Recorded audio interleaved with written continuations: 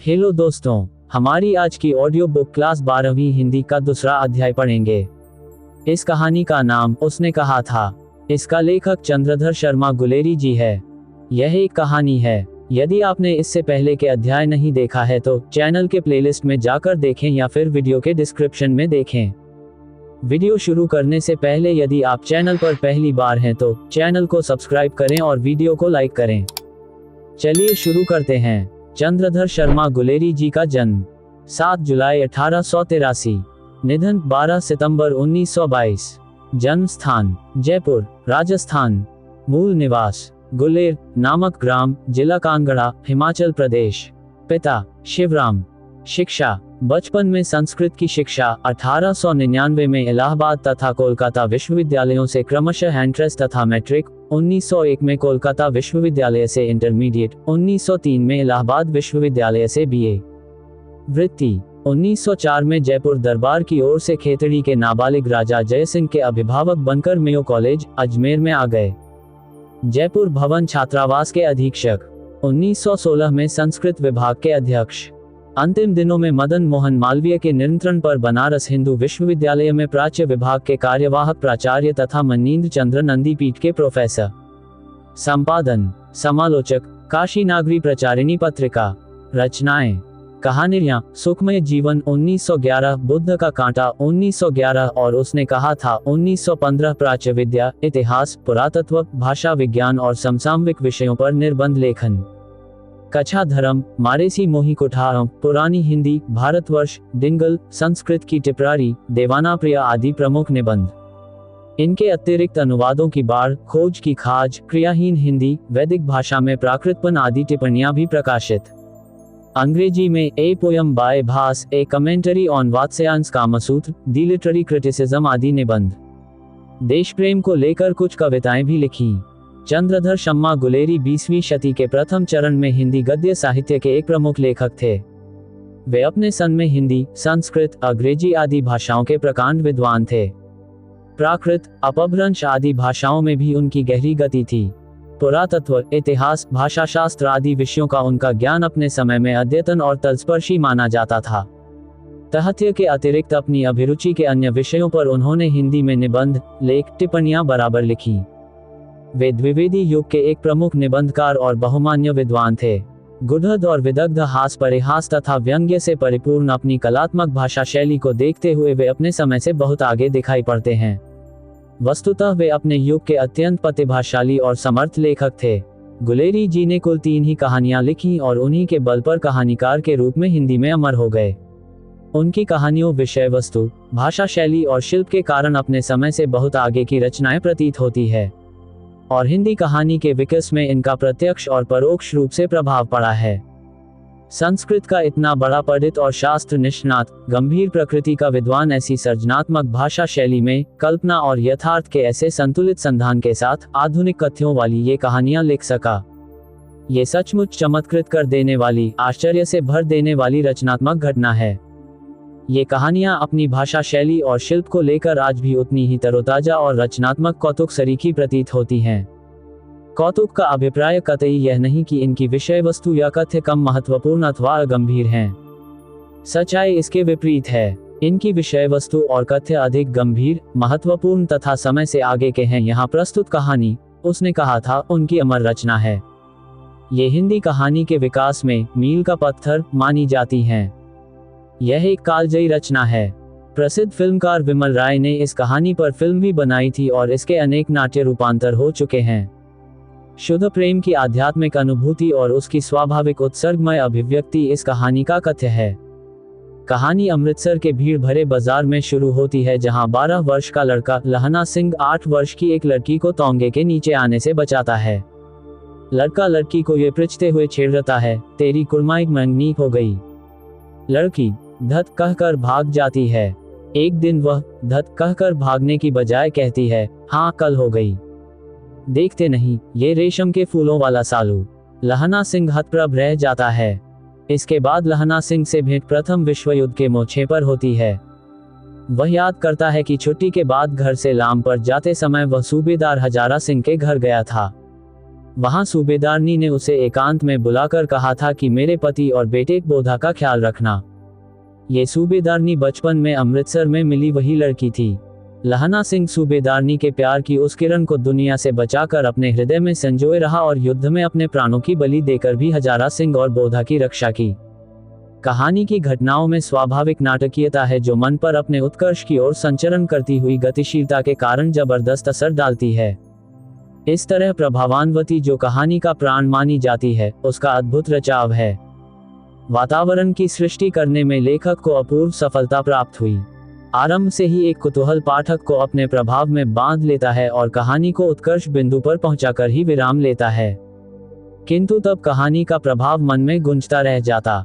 उसने कहा था, मैं पक्के यथार्थवाद के बीच, सुरुचि की चरम मर्यादा के भीतर, भावुकता का चरम उत्कर्ष अत्यंत निपुणता के साथ संपुटित है। घटना इसकी ऐसी है जैसी बराबर हुआ करती है, पर उसमें भीतर से प्रेम का एक स्वर्गीय स्वरूप झांक रहा है, केवल झांक रहा है। निर्लजता के साथ पुकार या कराह नहीं रहा है।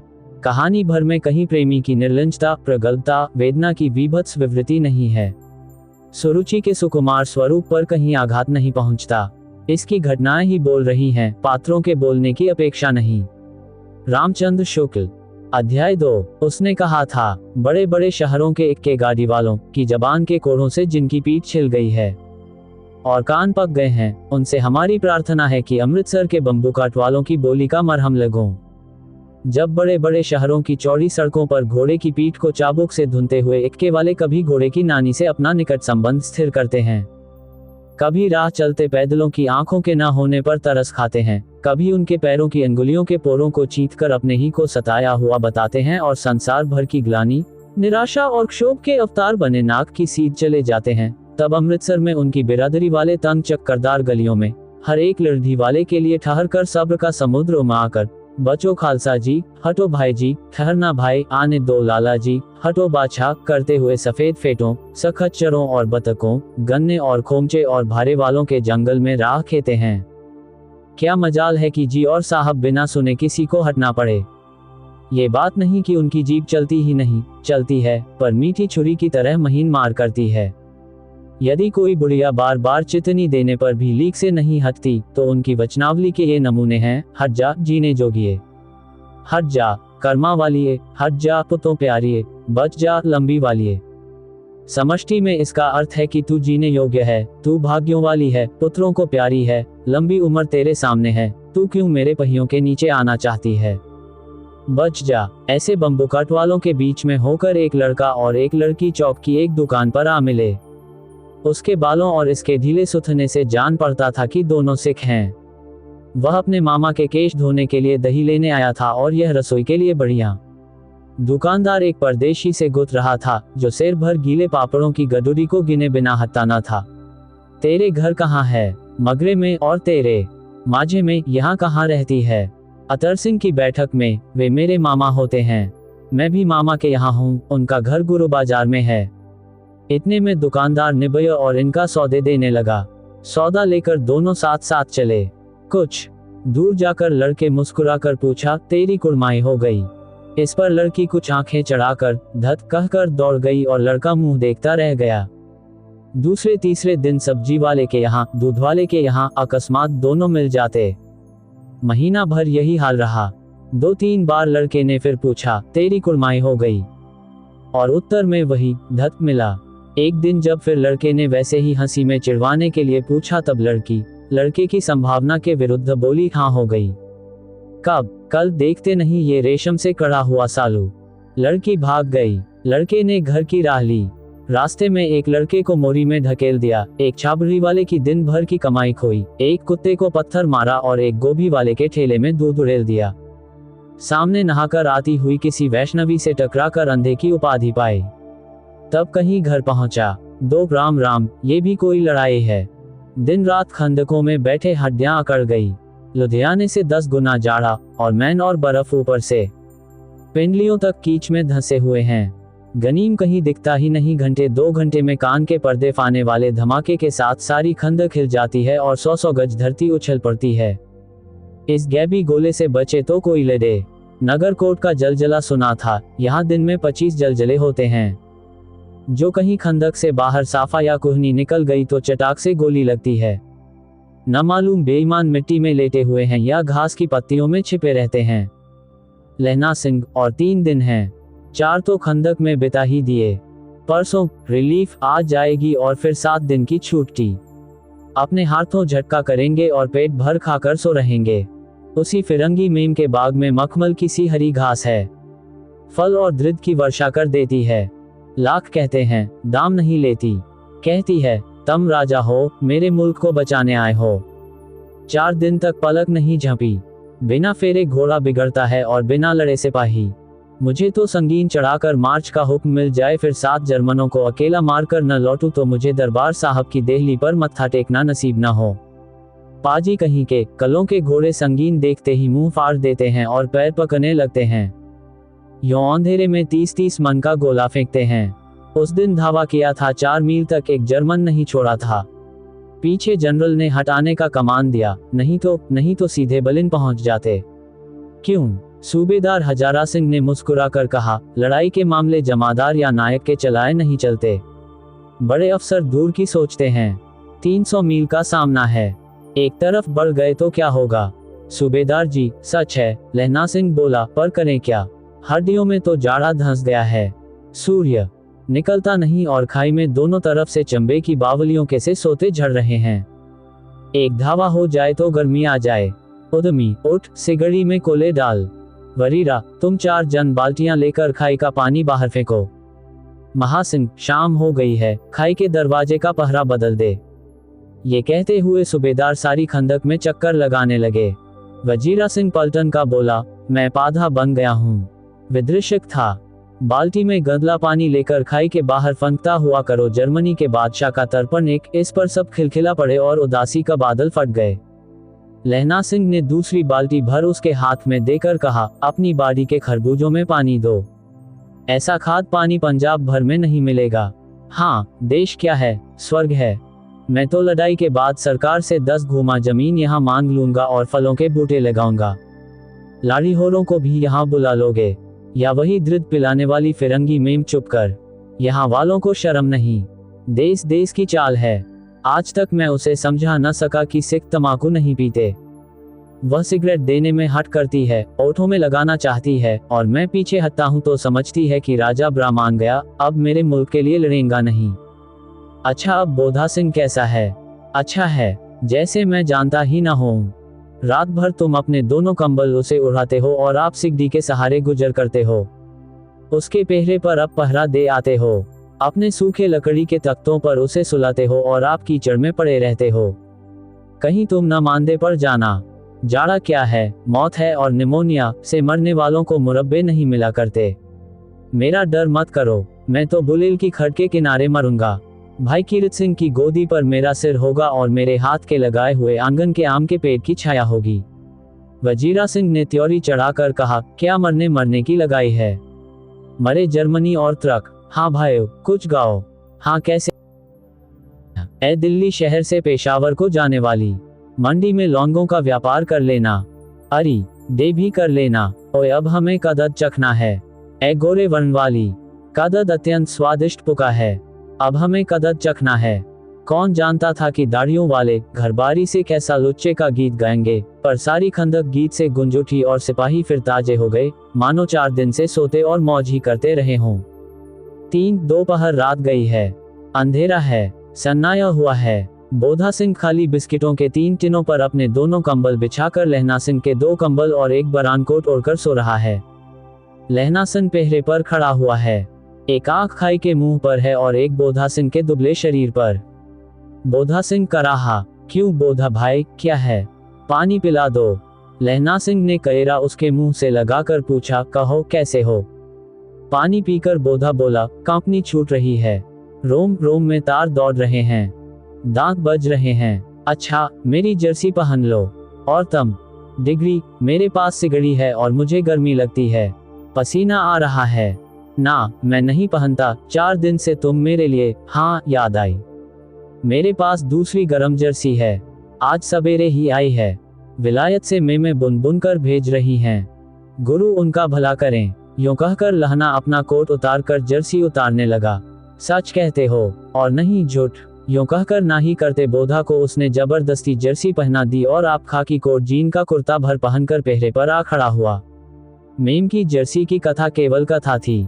आधा घंटा बीता, इतने में खाई के मुंह से आवाज आई, सूबेदार हजारा सिंह एक। कौन? लप्टन साहब। हकुम हुजूर कहकर सूबेदार तनकर फौजी सलाम करके सामने हुआ। देखो, इसी दम धावा करना होगा। मील भर की दूरी पर पूरब के कोने में एक जर्मन खाई है। उसमें 50 से ज्यादा जर्मन नहीं हैं। इन पेड़ों के नीचे नीचे 2 खेत काट कर रास्ता है।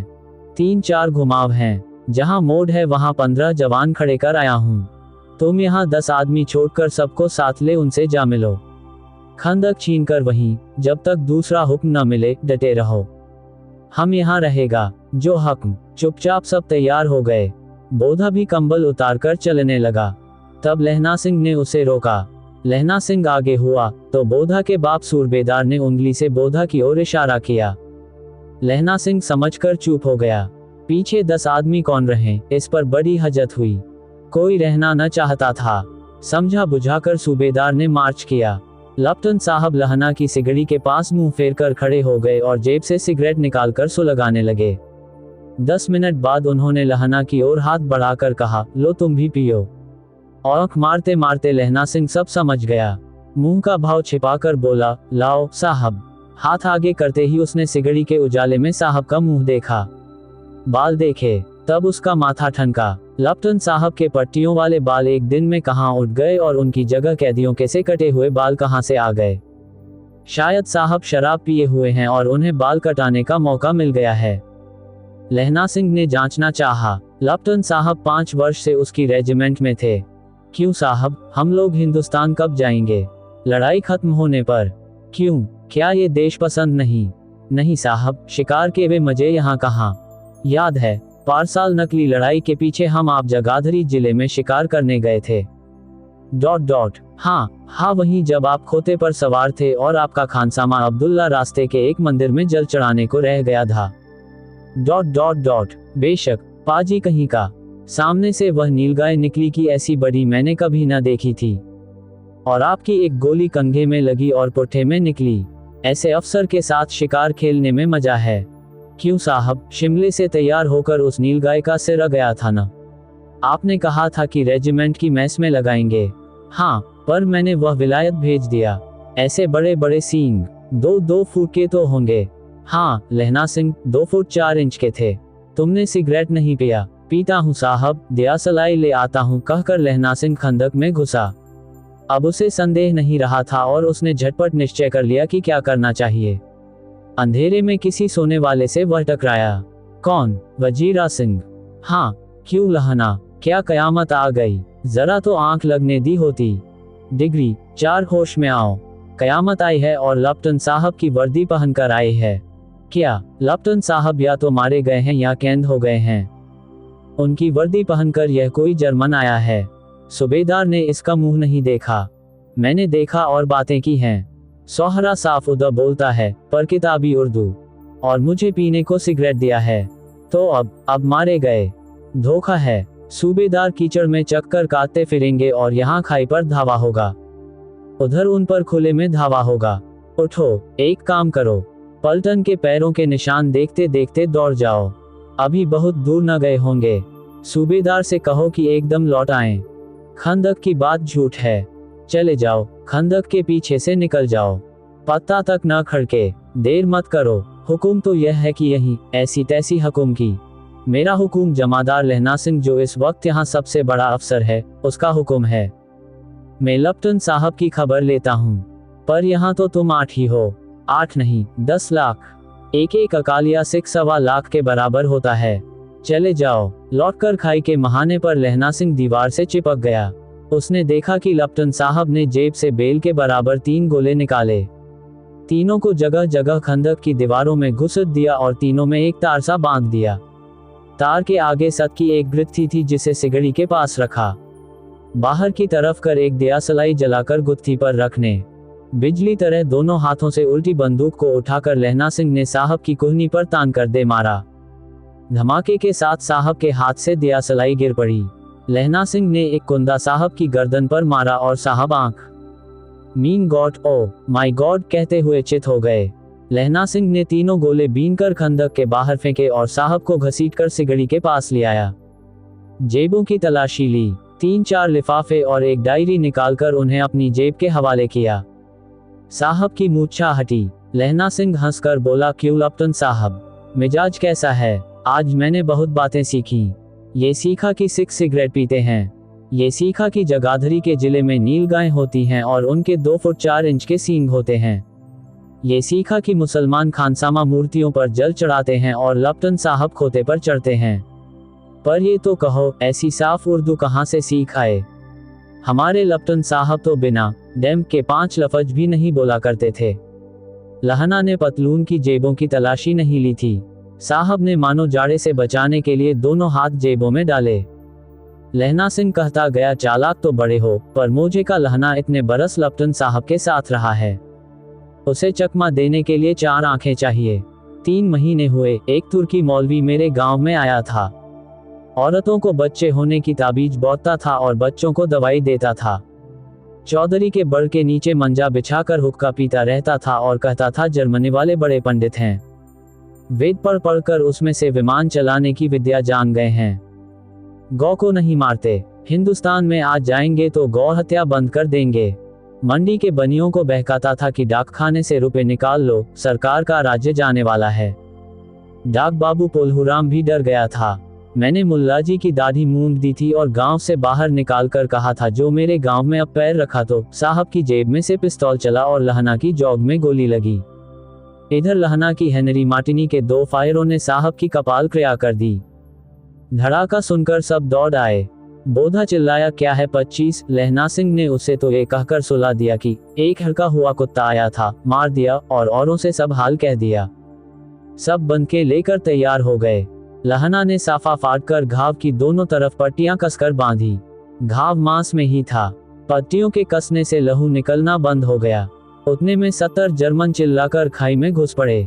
सिखों की बंदूकों की बाढ़ ने पहले धावे को रोका, दूसरे को रोका, पर यहाँ थे 8। लहना सिंह तक कर मार रहा था, वह खड़ा था और लेटे हुए थे और वे 70 अपने मुद्दा भाइयों के शरीर पर चढ़कर जर्मन आगे घुसे आते थे। थोड़े से मिनटों में वे अचानक आवाज आई, वाह गुरुजी की फतह, वाह गुरुजी का खालसा, और धड़ाधड़ बंदूकों के फायर जर्मनों की पीठ पर पड़ने लगे।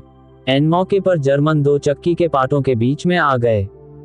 पीछे से सूबेदार हजारा सिंह के जवान आग बरसाते थे और सामने लहना सिंह के साथियों के संगीन चल रहे थे।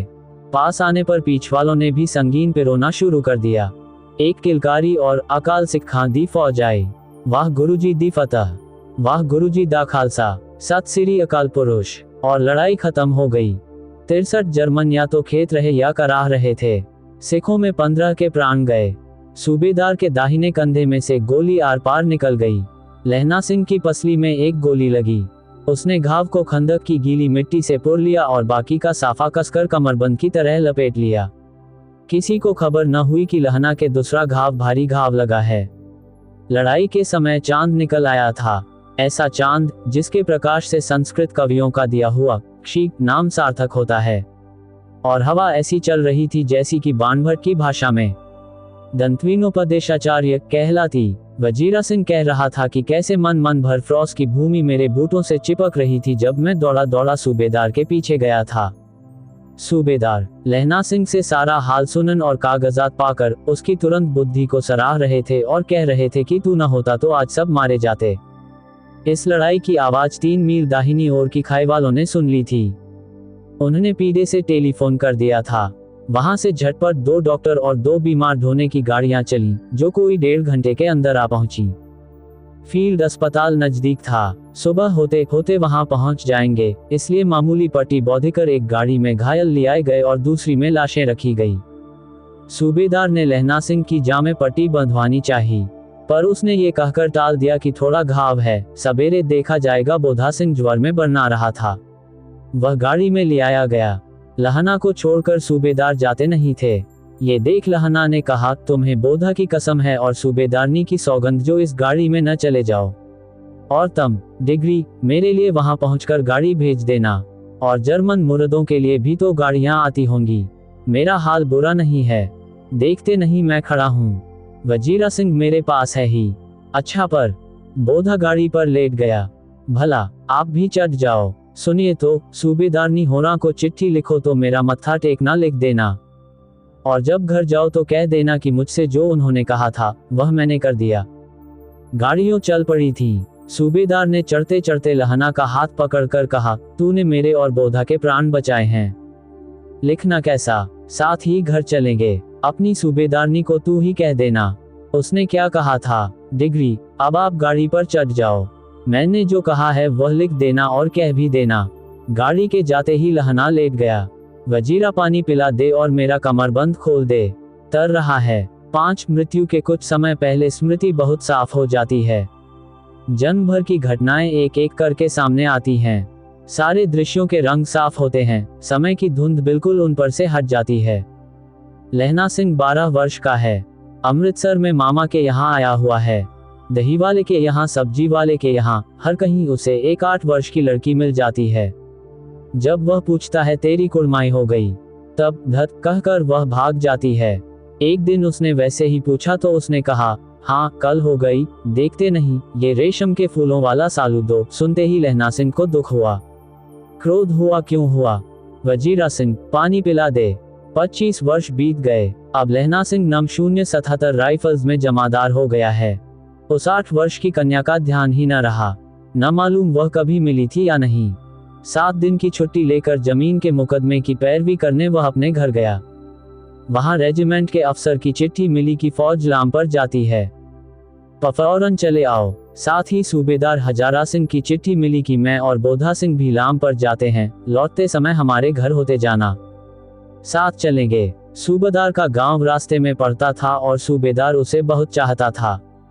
लहना सिंह सूबेदार के यहाँ पहुंचा। जब चलने लगे तब सूबेदार बेड़े में से निकल कर आया। बोला, लहना, सूबेदारनी तुमको जानती है, बुलाती है, जा मिला। लहना सिंह भीतर पहुंचा। सूबेदारनी मुझे जानती है। कब से? रेजिमेंट के क्वार्टरों में तो कभी सूबेदार के घर के लोग रहे नहीं। दरवाजे पर जाकर मत्था टेकना कहा। असी सुनी। लहना सिंह चुप। मुझे पहचाना नहीं? तेरी कुड़माई हो गई, धत कमल हो गई। देखते नहीं रेशमी बूटों वाला सालू अमृतसर में भावों की टकराहट से मूर्छा खुली, करवट बदली, पसली का घाव बह निकला। वजीरा पानी पिला। उसने कहा था, स्वप्न चल रहा है। सूबेदारनी कह रही है, मैंने तेरे को आते ही पहचान लिया। एक काम कहती हूँ, मेरे तो भाग फूट गए। सरकार ने बहादुरी का खिताब दिया है, लायलपुर में जमीन दी है, आज नमकलाली का मौका आया है। पर सरकार ने हम तीमियों की घघरिया पलटन क्यों न बना दी, जो मैं भी सूबेदार जी के साथ चली जाती। एक बेट है, फौज में भर्ती हुए उसे 1 ही वर्ष हुआ। उसके पीछे 4 और हुए, पर एक भी नहीं जिया। सूबेदारनी रोने लगी। अब दोनों जाते हैं, मेरे भाग। तुम्हें याद है एक दिन टांगे वाले का घोड़ा दही वाले की दुकान के पास बिगड़ गया था। तुमने उस दिन मेरे प्राण बचाए थे। आप घोड़े की लातों में चले गए थे और मुझे उठाकर दुकान के तख्ते पर खड़ा कर दिया था। ऐसे ही इन दोनों को बचाना, यह मेरी भिक्षा है। तुम्हारे आगे मैं आंचल पसारती हूँ। रोती रोती सूबेदारनी ओबरी में चली गई।